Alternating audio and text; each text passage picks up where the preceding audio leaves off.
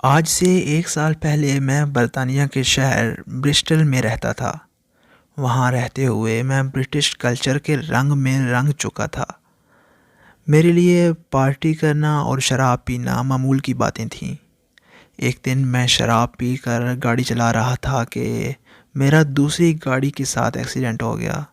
Accident ہوتے ہی میں بے ہوش ہو گیا، اور جب مجھے ہوش آیا تو میں ایک ہسپتال میں تھا، جہاں میرے پاس ایک برٹش لڑکی بیٹھی تھی۔ مجھے پتہ چلا کہ وہ برٹش لڑکی ہی مجھے ہسپتال لے کر آئی ہے۔ پھر ہسپتال سے مجھے چھٹی ملنے پر وہ لڑکی مجھے گھر تک چھوڑنے چلی گئی۔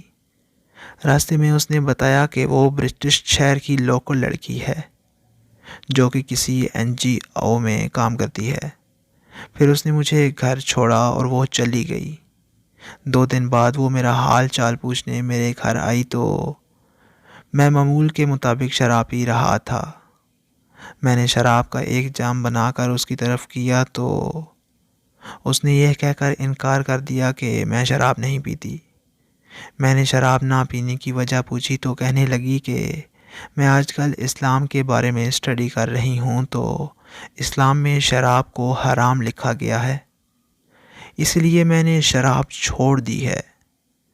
میں اس کی بات سن کر بہت حیران ہوا اور اس سے پوچھا کیا وہ مسلم ہے، تو اس نے جواب دیا کہ مسلم تو نہیں مگر میں اسلام میں دلچسپی رکھتی ہوں۔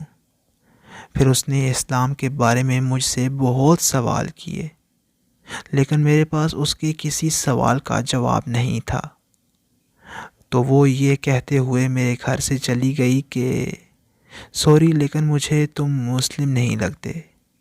اس کی یہ بات میرے دل میں چبھ گئی تھی۔ میں ساری رات بے چینی میں سو نہیں سکا۔ صبح ہوتے ہی میں وضو کر کے نماز پڑھنے لگا تو مجھے اندازہ ہوا کہ میں تو نماز بھی بھول چکا ہوں۔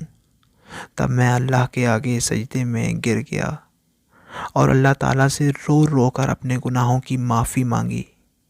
اس کے بعد سب سے پہلے میں نے نماز سیکھی اور پھر قرآن پاک کو ترجمے کے ساتھ مکمل پڑھا۔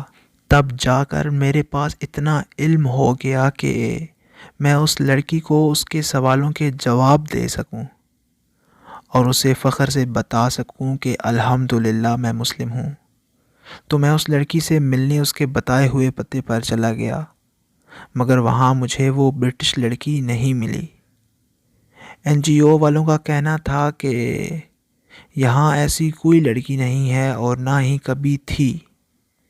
میں نے اس لڑکی کو بہت تلاش کیا، مگر وہ مجھے کہیں نہیں ملی۔ پتہ نہیں وہ کون تھی اور کہاں سے آئی تھی، مگر وہ لڑکی مجھے سیدھا راستہ دکھا گئی۔ بے شک اللہ جسے چاہتا ہے ہدایت بخشتا ہے۔ اللہ تعالی ہم سب کو ایمان کے راستے پر چلنے کی توفیق عطا فرمائے، آمین۔